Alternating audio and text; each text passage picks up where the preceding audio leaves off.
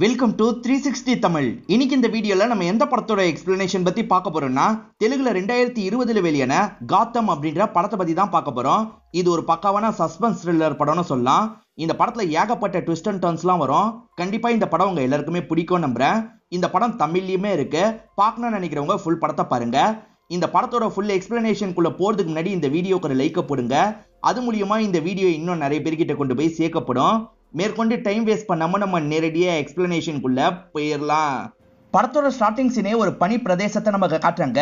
ரெண்டு பேர் யாருக்கோ பயந்து ஓடிட்டு இருக்காங்க.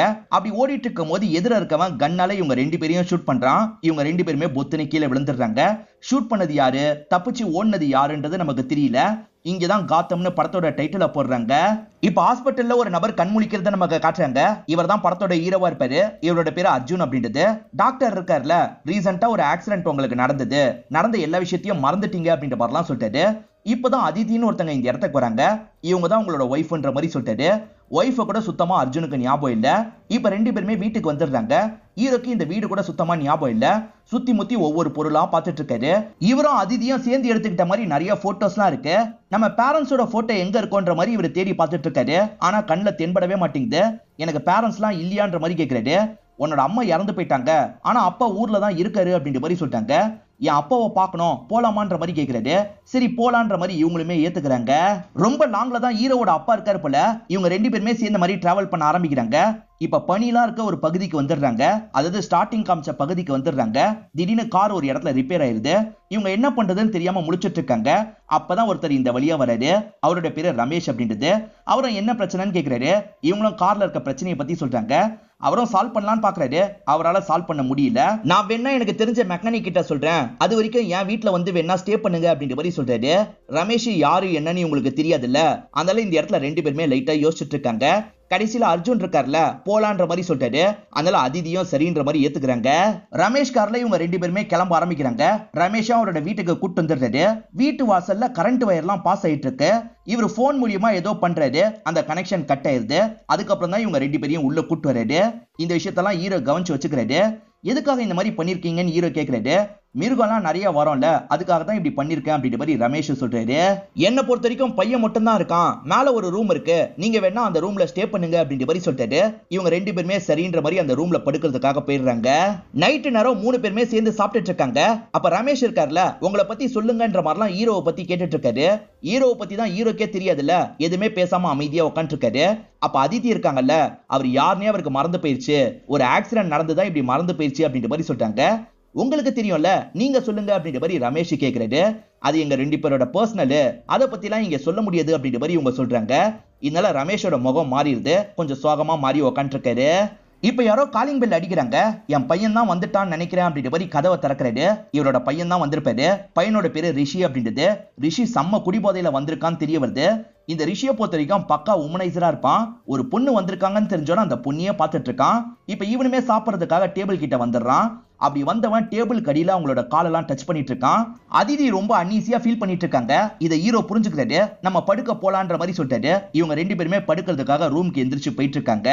இவன் என்ன பண்ணிருப்பான்றது அப்பாக்கு புரியுது. ஏன்டா இப்படி பண்ணிட்டு இருக்கேன்னு கேட்கிறாரு. அப்படிதான் பண்ணுவேன், உங்களால என்ன பண்ண முடியும் அப்படின்ற மாதிரி ரிஷி கேட்கிறான். ரிஷி அப்பாக்கு சுத்தமா பயப்பட மாட்டான்ற மாதிரி நமக்கு காட்டுறாங்க. யாரோ ஒரு வீட்டுக்குள்ள உட்காந்து ட்ரக் எடுத்துட்டு இருக்காங்க. அப்பதான் ஒரு பொண்ணு கதவை திறந்து உள்ள வராங்க. வந்தவங்க இங்க இருக்க நபர்கிட்ட சிரிச்சு பேசிட்டு இருக்காங்க. இந்த நபருமே பதிலுக்கு சிரிச்சு பேசுறாரு. டக்குன்னு கட்டி பிடிச்சு அவங்க கூட ரொமான்ஸ் எல்லாம் பண்ண ஆரம்பிக்கிறாரு. இவர் செக்ஸ் வச்சுக்கணும்னு நினைக்கிறாருல, இவங்க தடுக்க ட்ரை பண்றாங்க. அதை மீறியும் இந்த நபர் தப்பா நடந்துக்கணும்னு நினைக்கிறாரு. ஒரு ஸ்டேஜ்ல கொடூரமா அவங்களை அடிச்சு காலி பண்றாரு. இது எல்லாத்தையுமே கொஞ்சம் தள்ளி இருந்து ரமேஷ் பாக்குற மாதிரி நமக்கு காட்டுறாங்க.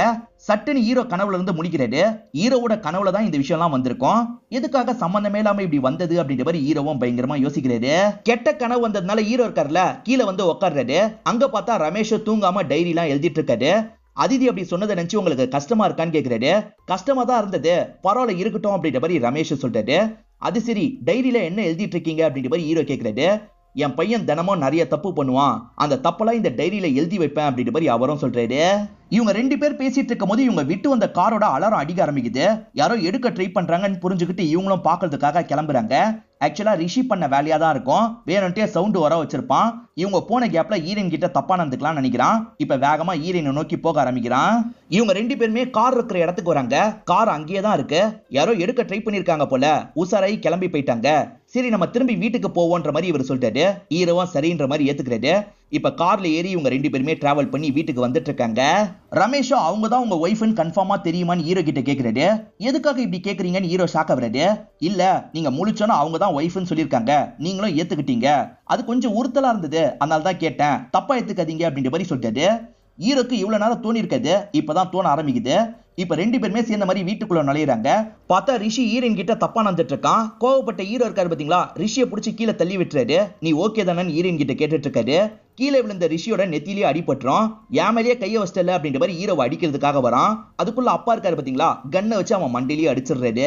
நடந்த விஷயத்துக்காக நான் மன்னிப்பு கேட்டுக்கிறேன், நீங்க 2 பேருமே மேல போய் ரெஸ்ட் எடுங்க, எதுனாலும் நம்ம காலையில பேசிக்கலாம்னு சொல்லிட்டாரு.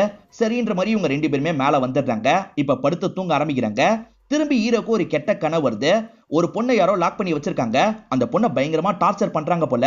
என்ன விட்டுருங்க விட்டுருங்கன்ற மாதிரி அந்த பொண்ணு கேக்குறாங்க. ஆனா இந்த நபர் இருக்கான் பாத்தீங்களா, கொடூரமா அந்த பொண்ணை சாவடிச்சிடறான். இது எல்லாம் ஹீரோக்கு கனவா வந்து சட்டுன்னு கனவுல இருந்து முழிக்கிறாரு. இப்ப கீழ இருந்து சவுண்ட் கேக்குது. ஜன்னல் வழியா பார்க்க ஆரம்பிக்கிறாரு. அப்படி பார்க்கும் போது ரமேஷ் இருக்காரு பாத்தீங்களா, ஒரு பொண்ணோட பாடியை இழுத்துட்டு போயிட்டு இருக்காரு.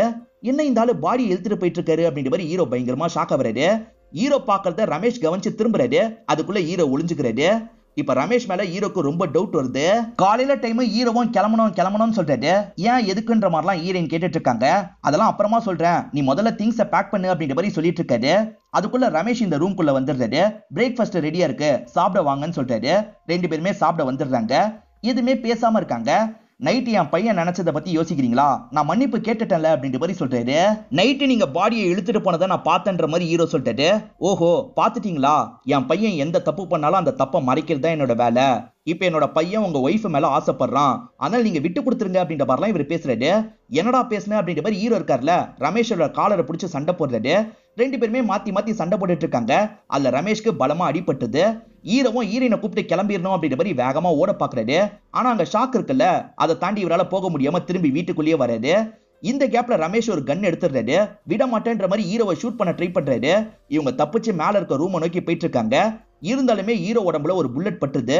என்ன கொல்லவே ட்ரை பண்றான் அப்படின்ற மாதிரி ஹீரோ யோசிக்கிறாரு. இவங்க தான் மருந்தெல்லாம் போட்டு விட்டுட்டு இருக்காங்க. என் பையன் மிருகம் மாதிரி, அவனை மீறி என்னால எதுவுமே பண்ண முடியாது, நீ தான் உன்னோட ஒய்ஃபு கிட்ட எப்படியாவது பேசி சம்மதிக்க வைக்கணும் அப்படின்ற மாதிரிலாம் கீழே இருந்தே அவர் சொல்லிட்டு இருக்காரு. ஆனா மேல இருக்க ஹீரோ இருக்காருல்ல, என்னாலாம் ஏத்துக்க முடியாது அப்படின்ற மாதிரி சொல்றாரு. ஹீரோயின் இருக்காங்கல்ல, ஹீரோக்கு அக்கறையா மருந்தெல்லாம் போட்டு விட்டுட்டு இருக்காங்க. ஆனா ஹீரோக்கு அந்த ரமேஷ் சொன்னது இப்பதான் மைண்ட்ல ஓடுது. ஒருவேளை ஹீரோயின் நம்ம ஒய்ஃபா இல்லாம இருந்தா அப்படின்ற மாதிரிலாம் யோசிக்கிறாரு. நீ கன்ஃபார்மா என்னோட ஒய்ஃப் தானா, ஏன்னா அந்த ரமேஷ் கேட்டதுல இருந்து எனக்கு தோணிக்கிட்டே இருக்குன்ற மாதிரி சொல்லிட்டாரு. அப்ப அந்த ரமேஷை நம்புவீங்க, என்ன நம்ப மாட்டீங்களா அப்படின்ற மாதிரி ஒய்ஃப் கோவப்படுறாங்க. நான் அப்படிலாம் கேட்கல, நீ தப்பா எடுத்துக்காத அப்படின்ற மாதிரி ஒய்ஃபை சமாதானப்படுத்திட்டு இருக்காரு.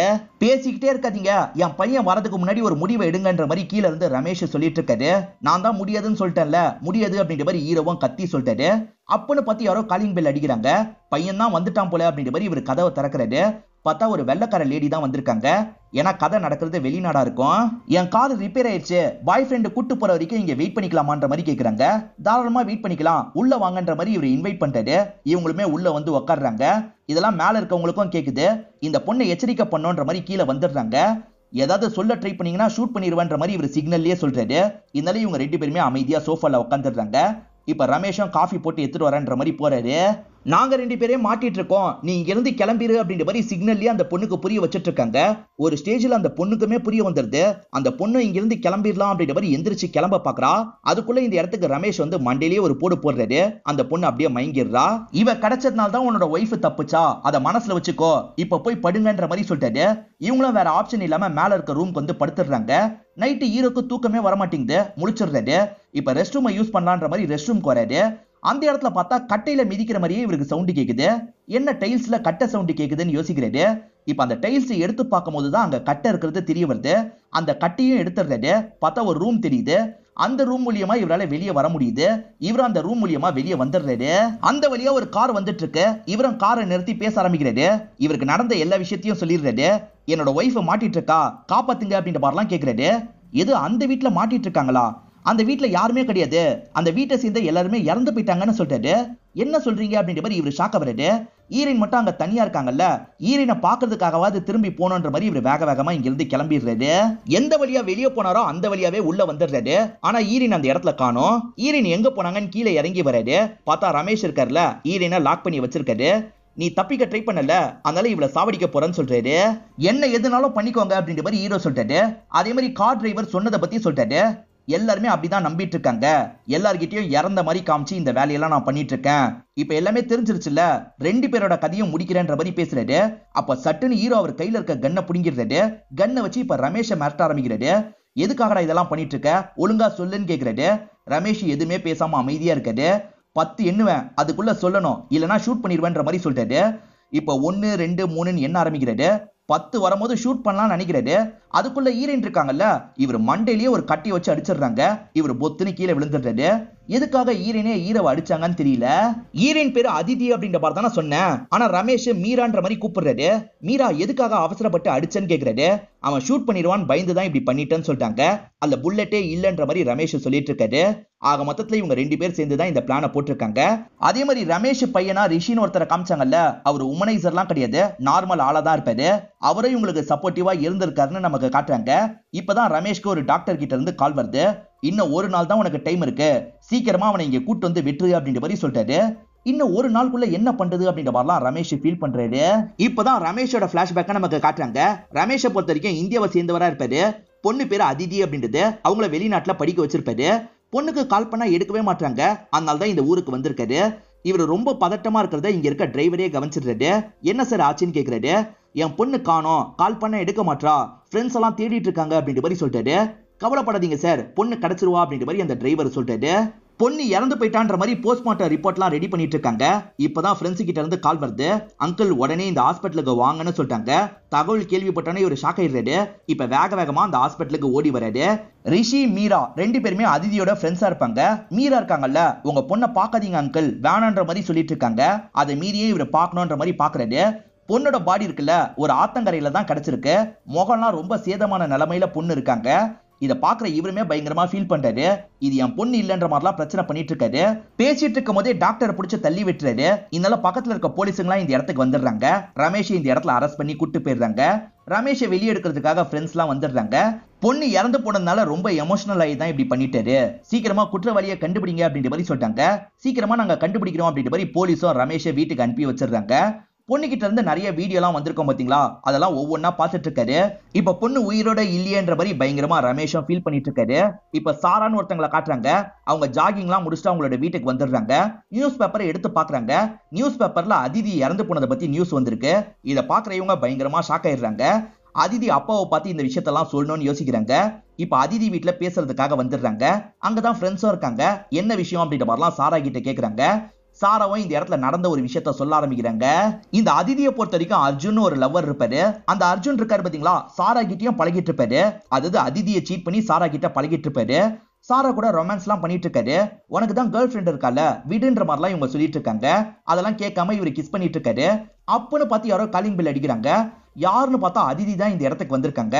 அதிதியை பாக்குற அர்ஜுன் பயங்கரமா ஷாக் ஆயிடுறாரு. இப்ப உள்ள கூட்டு வர்றாரு. சாராவும் எதுவுமே நடக்காத மாதிரி அமைதியா உட்காந்து இருக்காங்க. ஆனா இவங்க 2 பேரும் ஒன்னா தான் இருந்திருக்காங்கன்னு அதிதிக்கு டவுட் வருது. நீ என்ன சீட் பண்ணிட்டல அப்படின்ற மாதிரி அர்ஜுன் கிட்ட பயங்கரமா கோவப்பட்டு இருக்காங்க. பதிலுக்கு அவருமே கோவப்படுறாரு. லவ்னு என்ன டார்ச்சர் பண்ணிட்டு இருக்க அப்படின்ற மாதிரி சொல்றாரு. இந்த மாதிரி 2 பேருமே மாத்தி மாத்தி சண்டை போட்டுட்டு இருக்காங்க. அதிதி போலான்னு நினைக்கும் போது இவர் பிடிச்சு தள்ளி விடுறாரு. தெரியாதனமா இவங்க சவத்துல இடிச்சு பொத்துன்னு கீழே விழுந்துடுறாங்க. என்னாச்சு ஏதாச்சுன்ற மாதிரி அர்ஜுனும் பக்கத்துல போய் செக் பண்றாரு. ரத்தம்லாம் வருது. சாராவும் என்னன்னு பார்க்க வராங்க. இதுக்கப்புறம் நான் பாத்துக்கிறேன், நீ கிளம்புன்னு சொல்லியிருப்பாரு. சாராவும் கிளம்பி போயிருப்பாங்க. நியூஸ் பேப்பர்ல அதிதி இறந்து போனதை பார்த்து ஷாக் ஆயிருப்பாங்க. அதனாலதான் உங்ககிட்ட சொல்ல நினைச்சேன் அப்படின்ற மாதிரி சொல்லிட்டாங்க. இப்பதான் இவங்க எல்லாருக்குமே அர்ஜுன் ஒரு கேரக்டர் இருக்கிறதே தெரிய வருது. அவனை எப்படியாவது கண்டுபிடிக்கணும் அப்படின்ற மாதிரி யோசிக்கிறாங்க. அவன் இதுக்கு முன்னாடி இருந்த இடத்த காலி பண்ணியிருக்கான். அவன் கடைசியா கிளம்பின சிசிடிவி ஃபுட்டேஜை பாக்குறாங்க. ஒரு டாக்ஸில தான் ஏறி போயிருக்கான். அந்த டாக்ஸியோட நம்பர் தெரியுது, நோட் பண்ணிக்கிறாங்க. அந்த டாக்ஸி டிரைவரை பார்க்கணுன்ற மாதிரி தேடி வராங்க. இவர் ஊருக்கு வரும்போது ஒரு டாக்ஸி டிரைவர் கூட்டு வந்தாரு பாத்தீங்களா, அவர் தான் டாக்ஸி டிரைவரா இருப்பாரு. இந்த பகுதியில தான் இறக்கி விட்டேன்ற மாதிரி சொல்லிட்டாரு. வேற எந்த ஹெல்ப்னாலும் என்கிட்ட கேளுங்க பண்றேன்னு சொல்றாரு. சோ சம்பந்தப்பட்ட அர்ஜுனை கண்டுபிடிக்கணும் அப்படின்ற மாதிரி எல்லாருமே ஒவ்வொரு பக்கம் தேடிட்டு இருக்காங்க. அப்படி தேடிட்டு இருக்கும் போது அர்ஜுன் எங்க இருக்காருன்னு இவங்களுக்கு தெரிய வந்துருது. அந்த தகவல் எல்லாம் ரமேஷ் கிட்ட சொல்லிட்டு இருக்காங்க. இப்ப அவன் ஒரு ட்ரெயின்ல தான் போக போறான், அந்த இடத்துக்கு எப்படியாவது போகணும் அப்படின்ற மாதிரி ரமேஷ் யோசிக்கிறாரு. கஷ்டப்பட்டு அந்த ட்ரெயின் இருக்கிற இடத்துக்கு வந்துடுறாரு. அவனுக்கு எதிர வந்து உட்கார்றாரு. அவனுமே இவங்களெல்லாம் பார்த்து பயங்கரமா ஷாக் ஆயிடுறான். இப்ப ரமேஷ் இருக்கார்ல, எதுக்காகடா இப்படி பண்ண அப்படின்ற மாதிரி கேட்கிறாரு. சாரி அங்கிள், தப்பா நடந்துருச்சு அப்படின்ற மாதிரி அவன் சொல்றான். அதை கேட்கிற இவரும் டென்ஷன் ஆகி அவனை போட்டு அடின்னு அடிக்கிறாரு. திரும்ப திரும்ப அடிக்கிறதுல அவன் மயக்கம் போட்டு கீழே விழுந்துடுறான். என்னாச்சு ஏதாச்சுன்னு தெரியாம இவருமே பதட்டப்படுறாரு. இப்ப ஹாஸ்பிட்டலுக்கு கொண்டு வந்து சேர்த்துடுறாங்க. இவர் ரொம்ப ஃபோர்ஸா அடிச்சிருப்பாரு. அதனால இப்ப ஏறக்குறைய அவன் கோமா கண்டிஷனுக்கு போயிடுறான். இப்பதான் இவரோட ஃப்ரெண்டு ஒரு விஷயத்த சொல்லிட்டாரு. போஸ்ட்மார்ட்டம் ரிப்போர்ட்ல ஒரு பிரச்சனை இருக்கு, பொண்ணு நிறைய குடிச்சிருக்கான்ற மாதிரி ரிப்போர்ட்ல இருக்குன்னு சொல்லிட்டாரு. ஆனா பொண்ணு குடிக்கவே மாட்டாங்க, இது அப்பாக்கு நல்லா தெரியும். எனக்கு தெரியாம குடிச்சாலா அப்படின்ற மாதிரி ஃப்ரெண்ட்ஸ் கிட்ட கேக்குறாரு. இல்ல அங்கிள், அவ கண்டிப்பா குடிச்சிருக்க வாய்ப்பு இல்ல அப்படின்ற மாதிரி ஃப்ரெண்ட்ஸ் சொல்றாங்க. அப்புறம் ஏன் ரிப்போர்ட்ல இப்படி எழுதி இருக்கு? போஸ்ட்மார்ட்டம் பண்ண டாக்டர் யாருன்ற மாதிரி விசாரிக்கிறாங்க. அந்த டாக்டர் தான் அர்ஜுனோட அப்பான்னு தெரிய வருது. அர்ஜுன் அப்பதான் இந்த விஷயத்த பண்ணிருக்காரா, அப்ப அவரை பார்த்து விசாரிக்கணும் அப்படின்ற மாதிரி ரமேஷ் யோசிக்கிறாரு. இப்ப இவங்க எல்லாருமே அந்த அப்பாவை பாக்குறதுக்காக வீட்டுக்கு வந்துடுறாங்க. அப்பதான் ஒரு விஷயம் தெரிய வருது. கொஞ்ச நாளைக்கு முன்னாடி அவரோட கை கால்லாம் விழுந்திருக்கு. அவரும் பேச முடியாத நிலைமையில தான் உட்காந்துருக்காரு. அவரை பாத்துக்கிற நபர்கிட்ட இவங்க பேசுறாங்க. கடைசியா பையன் எப்போ வந்தான், ரெண்டு பேருமே என்ன பேசிக்கிட்டாங்க அப்படின்ற மாதிரிலாம் கேட்டுட்டு இருக்காங்க. அவர் எனக்கு தெரியலன்ற மாதிரி சொல்லிட்டாரு. இவங்களும் கிளம்பலாம் நினைக்கிறாங்க.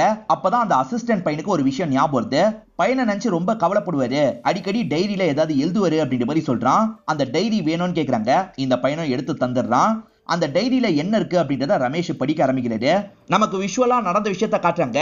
அதிதி எந்திரிக்காம இருந்தாங்கல்ல, அதனால அர்ஜுன் உடனே அப்பாக்கு கால் பண்ணி வர வச்சிருப்பான். அப்பா டாக்டர்ல, அப்பாவும் வந்து செக் பண்ணிட்டாரு. இன்னும் உயிர் இருக்கதான் செய்யுது அப்படின்ற மாதிரி அப்பா சொல்லிட்டாரு. அதே மாதிரி செக் பண்ண அப்பா இருக்காருல, இவ பிரெக்னண்டா இருக்கா அப்படின்ற மாதிரி சொல்றாரு. அர்ஜுனும் அப்பாவும் சேர்ந்து இதுக்கு முன்னாடியே நிறைய பேரை சாவடிச்சிருப்பாங்க. அதனால அர்ஜுன் இருக்கான்ல, இவ என்ன லவ் நிறைய டார்ச்சர் பண்ணிட்டா, இவ கொஞ்சம் கொஞ்சமா சாவணும், அதுக்கேத்த வேலையை நம்ம பண்ணணும் அப்படின்ற மாதிரி அப்பா கிட்ட சொல்லிட்டு இருக்கான். அப்பா இருக்காருல, பாடி கிடைக்கலன்னா எல்லாருமே தேடி வந்துருவாங்க, நமக்கு தான் பிரச்சனை வரும் அப்படின்ற மாதிரி சொல்லிட்டு இருக்காரு. இவளுக்கு பதிலா வேற ஒரு பாடி நம்ம போட்டுருவோம், அதுதான் இவளோட பாடின்னு கொண்டு வந்துருவோம், அப்ப பிரச்சனை சால்வ் ஆயிடும்ல அப்படின்ற மாதிரி கேட்கறான். அப்பவும் சரின்ற மாதிரி ஏத்துக்கிறாரு. இவங்க பாடி கூட மேட்ச் ஆகிற மாதிரி ஒரு பாடி உங்களுக்கு கிடைக்குது. அந்த பொண்ணு தான் நிறைய குடிச்சிருப்பா, அந்த பொண்ணை நம்ம ஆத்தங்கரையில போட்டுலாம் அப்படின்ற மாதிரி முகத்தை சேதப்படுத்தி ஆத்தங்கரையில போட்டிருப்பாங்க. இந்த அர்ஜுன் இருக்கான்ல, அதிதி ஒரு 10 நாள் கொஞ்சம் கொஞ்சமா சாவணும்ன்ற மாதிரி சொல்றான். அதுக்கேத்த வேலையை ரெண்டு பேருமே சேர்ந்து பண்ணிடுறாங்க. என்ன பண்ணாங்கன்னு தெரியல. இப்ப அப்பவும் இதெல்லாம் எப்ப நிறுத்த போறேன்னு கேக்குறாரு. என்னைக்கு மாற்றணும் அன்னைக்கு நிறுத்துவன்ற மாதிரி இவன் தெனாவட்டா சொல்றான். இது வரைக்கும் தான் அந்த டைரியில இருக்கு, மேற்கொண்டு என்ன ஆச்சுன்னு தெரியல. இப்ப அந்த அர்ஜுன் சுயநினைவுக்கு வந்துட்டான்னு தெரிய வருது. இப்ப ரமேஷும் வேகமா அந்த ரூம்குள்ள அவனை அடிக்கிறதுக்காக போறாரு. அவசரப்படாத, அவனுக்கு நடந்த எல்லாமே மறந்து போயிடுச்சு அப்படின்ற மாதிரி இவரோட டாக்டர் ஃப்ரெண்டு சொல்லிட்டாரு. என்ன சொல்ற அப்படின்ற மாதிரி ரமேஷ் பயங்கரமா ஷாக் ஆயிடுறாரு. 10 நாள்ல பொண்ணு சாவற மாதிரி செட் பண்ணிருக்கான்ல, ஏறக்குறைய 6 நாள் ஆயிடுச்சு. இன்னும் 4 நாள்ல பொண்ணை எப்படியாவது காப்பாத்தணும் அப்படின்ற மாதிரி போலீஸ் கிட்ட இந்த விஷயத்தெல்லாம் சொல்றாங்க. போலீஸ் எங்க சைட்ல தேடுறோம் அப்படின்ற மாதிரி சொல்லிட்டாங்க. ஆனா போலீஸ் மேல சுத்தமா ரமேஷ்க்கு நம்பிக்கை இல்ல. நம்ம ஏதாவது பண்ணணும், நம்ம எப்படியாவது கண்டுபிடிக்கணும்னு சொல்றாரு. டாக்டர் ஃப்ரெண்ட் இருக்கார்ல, நான் சொல்ற நபரை போய் பாருன்ற மாதிரி சொல்றாரு. ரமேஷும் ஏத்துக்கிட்டு அந்த டாக்டரை பாக்குறதுக்காக வந்துடுறாரு. மறந்து போனவங்களுக்கு ஞாபகப்படுத்துறதுக்காக இந்த டாக்டர் ஒரு மெத்தடை ஃபாலோ பண்ணுவாரு. அதுதான் உங்களுக்கு நிறைய மெமரிஸ் நடந்திருக்கும்ல, அதுல முக்கியமா சில மெமரிஸ் இருக்கும், அதை மட்டும் திரும்பி நீங்க நடக்கிற மாதிரி பண்ணணும். அப்படி பண்றது மூலியமா உங்களுக்கு பழசெல்லாம் சீக்கிரம் ஞாபகம் வர வாய்ப்பு இருக்கு அப்படின்ற மாதிரி சொல்லிட்டாரு. அந்த மாதிரி எப்படியாவது அர்ஜுனுக்கு ஞாபகப்படுத்தணும் அப்படின்ற மாதிரி இவங்களும் யோசிக்கிறாங்க. அதுக்காக தான் இவங்க எல்லாருமே சேர்ந்து அந்த பிளான் எல்லாம் போட்டிருப்பாங்க. இதுக்கான பிளானும் போட்டுட்டு இருக்காங்க. அதே சமயம் பொண்ணை நம்மளே கண்டுபிடிக்க முடியுமான்ற மாதிரி ஒவ்வொரு இடமா தேடிட்டு இருக்காங்க. அர்ஜுன் கூட இதுக்கு முன்னாடி நிறைய பொண்ணுங்க பழகி இருப்பாங்கல்ல, அந்த பொண்ணுங்கலாம் இப்ப எங்க இருக்காங்கன்னு தேட ஆரம்பிக்கிறாங்க. அதுல சில பொண்ணுங்க இறந்து போயிருக்கிறது இவங்களுக்கு தெரிய வருது. அப்படி இறந்து போனவங்களோட பாடி எங்க கிடைச்சது அப்படின்ற மாதிரிலாம் இவங்க பார்த்துட்டு இருக்காங்க. அங்க இவங்களோட பொண்ணு இருக்க வாய்ப்பு இருக்கான்னு தேடுறாங்க. ஆனா அங்கெல்லாம் பொண்ணு கிடைக்க மாட்டா. சரி, நம்ம பிளான் படி தான் பண்ணி ஆகணும் அப்படின்ற மாதிரி யோசிக்கிறாங்க. இந்த பிளானுக்காக தான் மீரா இருக்காங்கல்ல, அதிதி மாதிரி நடிக்கிறதுக்கு முடிவு பண்ணிருப்பாங்க. இவருமே இந்த விஷயத்துக்காக நன்றி சொல்லிட்டாரு. பரவாயில்ல இருக்கட்டும் அங்கிள், அவ என்னோட ஃப்ரெண்டு, இது கூட பண்ண மாட்டானா அப்படின்ற மாதிரி இவங்க நடிக்க ஆரம்பிச்சிருப்பாங்க. அப்படிதான் பிளான் பண்ணி ரெண்டு பேருமே கார்ல கிளம்பி போயிருப்பாங்க. அர்ஜுனுக்கு அவரை பத்தி ஞாபகம் வரணும்ல, அதனால தான் ரிஷி உமனைசர் மாதிரி நடிச்சிருப்பாரு. அதே சமயம் அர்ஜுனு நல்லா யோசிக்கணும்ன்றதுக்காக தான் ரமேஷ் இருக்காருல, ஒய்ஃப் மேல டவுட் வரலையான்ற மாதிரிலாம் கேட்டிருப்பாரு. இவ்வளவு பண்ணியே எதுவும் நடக்கல, அதனால ரமேஷ் பயங்கரமா டென்ஷன் ஆயிடுறாரு. இதுக்கு மேல என்னால இதை பண்ண முடியாது, நான் இருக்கிற இடத்துக்கு போறேன்ற மாதிரி வேகமா அந்த இடத்துக்கு வந்துடுறாரு. ஒழுங்கா சொல்லுடா, எங்கடா என்னோட பொண்ணை மறைச்சு வச்சிருக்கேன்னு கேக்குறாரு. நீ என்ன கேக்குறனே எனக்கு புரியல, அதிதியை விட்டு நானும் என்னோட ஒய்ஃபும் கிளம்பி போயிடுறோம் அப்படின்ற மாதிரிலாம் இவன் பேசுறான். கோவப்பட்ட இவரும் மூஞ்சிலேயே பொக்கு பொக்குன்னு குத்திட்டு இருக்காரு. அப்படி குத்திட்டு இருக்கும் போது ட்ரெயின்ல இவன் அடி வாங்கினான் பாத்தீங்களா, அது இவனுக்கு மைண்டுக்குள்ள ஓடிட்டு இருக்கு. இப்பதான் இவனுக்கு பழசெல்லாம் ஞாபகம் வருது. இவன் தானே ட்ரெயின்ல வச்சு நம்மள அடிச்சான்ற மாதிரி யோசிக்க ஆரம்பிச்சிடறான். ட்ரெயின்ல வச்சு நீ தானே அடிச்ச, நீ தானே அதிதியோட அப்பா அப்படின்ற மாதிரி அர்ஜுன் கழுத்தெல்லாம் பிடிச்சிட்டு இருக்கான். அப்ப ரமேஷ் இருக்கார்ல, இவனை பிடிச்சு தள்ளி விடுறாரு. இவனுமே பொத்துன்னு கீழே விழுறான். இவனுக்கு பக்கத்துல கன் இருக்கு. இந்த கன்னை வச்சு அவரை ஷூட் பண்ணலான்ற மாதிரி வேகமா ஷூட் பண்றான். ஆனா கன்ல புல்லட் இருக்காது. இதனால அவனும் டென்ஷன் ஆகி வேற ஆயுதத்தை தேடிட்டு இருக்கான். இந்த சமயம் மீரா இருக்காங்கல்ல, அங்கிள் இங்க இருந்து கிளம்பிடலாம், ஏதாவது ஆயிட போகுதுன்னு சொல்லிட்டாங்க. இப்ப ரெண்டு பேருமே வேக வேகமா இங்க இருந்து கிளம்ப ஆரம்பிக்கிறாங்க. அவன் ஆயுதத்தை எடுத்துட்டு திரும்பும் போது இவங்க ரெண்டு பேருமே இருக்க மாட்டாங்க, வெளியே ஓடிட்டாங்கன்னு தெரியுது. இவனும் பிடிக்கிறதுக்காக பின்னாடியே ஓடி வந்துட்டு இருக்கான். இன்னும் கூட இவனுக்கு கம்ப்ளீட்டா ஞாபகம் வரல, ஆனா கொஞ்சம் கொஞ்சமா ஞாபகம் வந்துருது. கோவப்பட்டு இவங்க ரெண்டு பேரையும் இஷ்டத்துக்கு ஷூட் பண்ணிட்டு இருக்கான். இவங்க ரெண்டு பேருமே தப்பிச்சு ஓடிட்டு இருக்காங்க. இததான் படத்தோட ஸ்டார்டிங் சீனா நமக்கு காமிச்சிருப்பாங்க. இப்ப முதல்ல இவரை ஷூட் பண்ணிடுறான், அடுத்தது மீராவை ஷூட் பண்ணிடுறான். ரெண்டு பேருமே காயப்பட்ட மாதிரி விழுந்துடுறாங்க.